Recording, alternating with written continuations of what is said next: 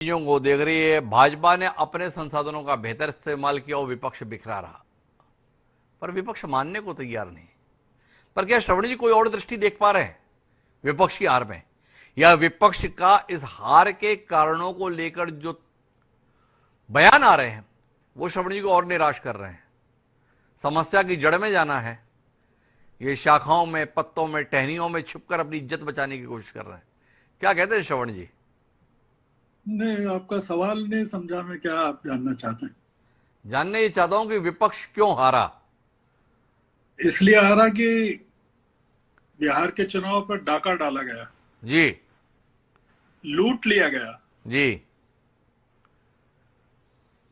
नरेंद्र मोदी की सरकार के खिलाफ 10 साल में केंद्र में एंटी इनकम्बेंसी आ गई कि बहुमत खत्म हो गया। 300 से ऊपर का आंकड़ा 240 पर आ गया।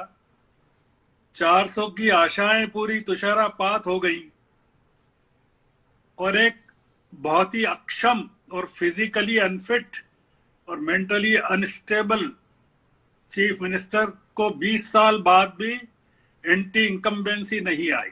जी 7 राज्यों की 8 सीटों पर उपचुनाव हुए बिहार के साथ। जी बीजेपी को केवल 2 सीटें मिली, जो एक उड़ीसा में मिली और एक जम्मू की उनकी नगरोटा की सीट जो सालों से जीत रहे हैं, जो कि जी पूरा बीजेपी का इलाका है, वो मिली। कांग्रेस ने राजस्थान में सीट जीती जहां बीजेपी की हुकूमत है। जी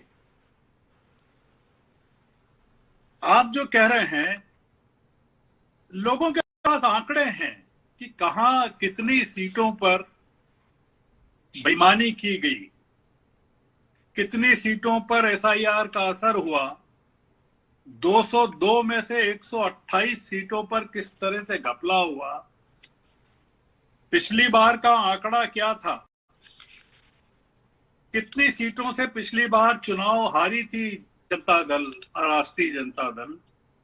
12,800 से हारी थी। 0.03 का वोट शेयर डिफरेंस था। 15 सीटों का फर्क था। 42 सीटें ऐसी थी जहां 1200 का फर्क था। कमाल हो गया हिमांशु जी। जी पिछली बार 74 सीटें थी बीजेपी को,